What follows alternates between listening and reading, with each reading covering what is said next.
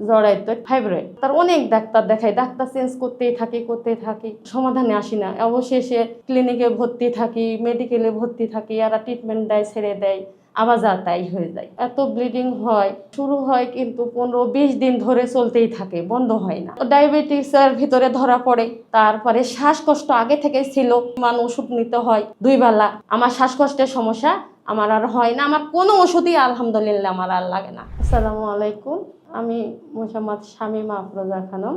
আমি রাজশাহী থেকে এসেছি। আমি এক সহকারী শিক্ষক, সরকারি প্রাথমিক বিদ্যালয়। আমার প্রথমে ধরা পড়ে জড়াইতো টিউমার, এই ফাইব্রয়েড। তো এটা নিয়ে ভুক্তভোগী, মানে এত ব্লিডিং হয়, এটা শুরু হয় কিন্তু 15-20 দিন ধরে চলতেই থাকে, বন্ধ হয় না। এই অনেক ডাক্তার দেখাই, ডাক্তার চেঞ্জ করতেই থাকি, কিন্তু এটা সমাধানে আসি না। অবশেষে ক্লিনিকে ভর্তি থাকি, মেডিকেলে ভর্তি থাকি, এরা ট্রিটমেন্ট দেয়, ছেড়ে দেয়, আবার যা তাই হয়ে যায়।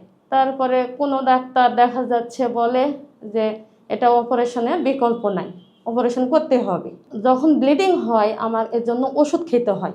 এই ওষুধটা হচ্ছে রক্ত বন্ধ করা ট্যাক্সিল। এই ট্যাক্সিল খেতে খেতে দেখা যায় যে আমার লিভারের সমস্যা দেখা দেয়, লিভারের এসডিবিটি বেড়ে 450 চলে যায়। তারপরে এরপরে আমাকে লিভারের ডাক্তারের কাছে পাঠায়, তাহলে লিভারে কি সমস্যা।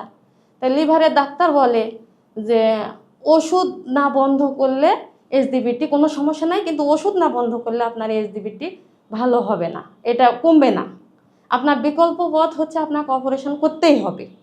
ডায়াবেটিসের ভিতরে ধরা পড়ে ডায়াবেটিস, তারপরে শ্বাসকষ্ট আগে থেকে ছিল, শ্বাসকষ্টের পরিমাণ ওষুধ নিতে হয় 2 বেলা। মানে চারিদিক থেকে আমার অসুখ এই সময় ঘিরে ধরে। আর এগুলো যদি না কমে তা আমি অপারেশনেও যেতে পারবো না। এ সময় প্রচুর সমস্যার টেনশনে পড়ে গেলাম, কি করব, কোথায় যাব।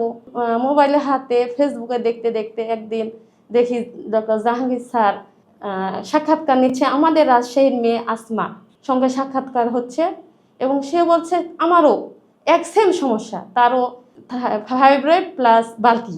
এটার জন্য সে ভুক্তভোগী, সে ইন্ডিয়া ঘুরে অপারেশন করে সব করে আসছে, তার একই সমস্যা, তার এই সমস্যার সমাধান হয় না। অবশেষে জাহাঙ্গীর কবির স্যারের খোঁজ পায়, এখানে এসে সে ট্রিটমেন্ট করে, শুনলাম তার মুখে যে সে সমস্যার সমাধান পাইছে। আমি ওটা দেখে সিদ্ধান্ত নিলাম তাহলে আমিও স্যারের কাছে যাব এবং আমি ট্রিটমেন্টে যাব। তারপর আমার হাজব্যান্ডকে বলি এবং সে স্যারের এখানে কল দেয়। তারপরে সে এখানে দেখানো হয়, সিরিয়াল অনুযায়ী সব ডক্টর দেখানো হয়, পুষ্টিবিদ দেখানো হয়। তারা যেভাবে আমাদের মেনটেন করতে বলে, বুঝিয়ে দেয় যে এটা যেটা করতে হবে, আমরা সেভাবে নিয়মকানুন জেনে যেগুলো খাইতে হবে সেগুলো নিয়ে আমরা যাই।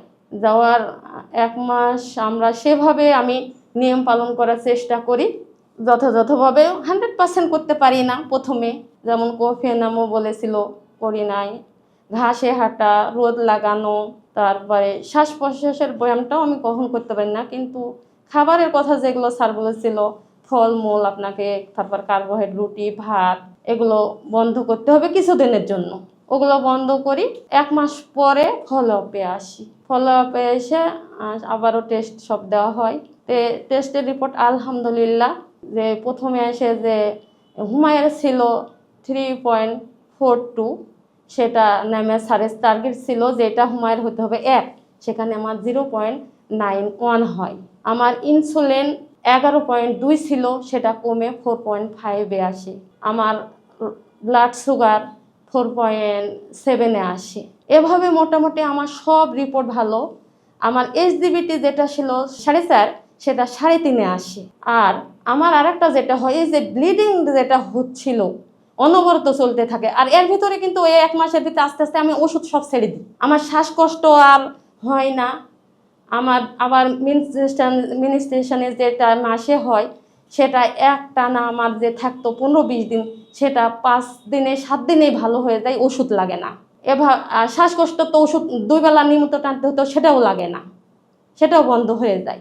তারপরে এভাবে এই রিপোর্টগুলো ফলো আপে আসে, আবার রিপোর্ট দেখলাম আমার আলহামদুলিল্লাহ ভালো। এবার মোটামুটিভাবে কফি নামা, 8টা সারে শ্বাস প্রশ্বাসের ব্যায়াম, তারপরে জিমে ভর্তি হয়ে জিমে মাসেল বিল্ডিং করতে বলে সেটা, এবং রোজা রাখি, রোজা সপ্তাহে 2টা, তারপরে আইএমএ বীজের রোজা, এই রোজাগুলা করি।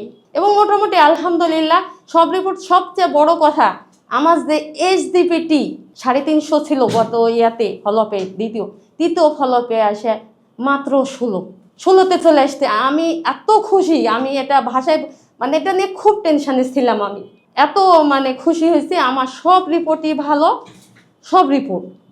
এবং আমি মনে হচ্ছে আমি 100%, এবং এই যে 3 মাসে আমি যে এনার্জি শক্তি, আমি একটা চাকরি করি, সেখানে মানে কাজে সব কর্মে আমি প্রচুর শক্তি পাই, আমার কোনো ক্লান্তি নাই, আমি কোনো সিদ্ধান্ত নিতে পারি এবং আমার কোনো ওষুধ লাগে না। আমি যেখানে এমনিতে রাতে শুইলে আমার শ্বাসকষ্ট হতো, আর এখন আমি বরফ থেরাপি করি, গরম পানির এনে আমার কোনো, তারপরও আমার ভয় লাগে যে ওষুধ রাখছি ঘরে, যে আমার ওষুধ টানতে হবে, মনে হয় আমি বরফ থেরাপি করছি। না, আমার কোনো ওষুধ লাগে না, আমার শ্বাসকষ্টের সমস্যা আমার আর হয় না, আমার কোনো ওষুধই আলহামদুলিল্লাহ আমার আর লাগে না। এবং আমি এখন সুস্থ, সম্পূর্ণরূপে সুস্থ। এর জন্য ডক্টর প্রথমে শুকরিয়া জানাই আল্লাহর কাছে, তারপরে আমি আমার জাহাঙ্গীর স্যারকে ধন্যবাদ জানাই এবং তার জন্য দোয়া করি আল্লাহ যেন জাহাঙ্গীর স্যারকে নেক হায়াত দান করে এবং মানুষের কল্যাণে কাজ করার জন্য তৌফিক দান করে।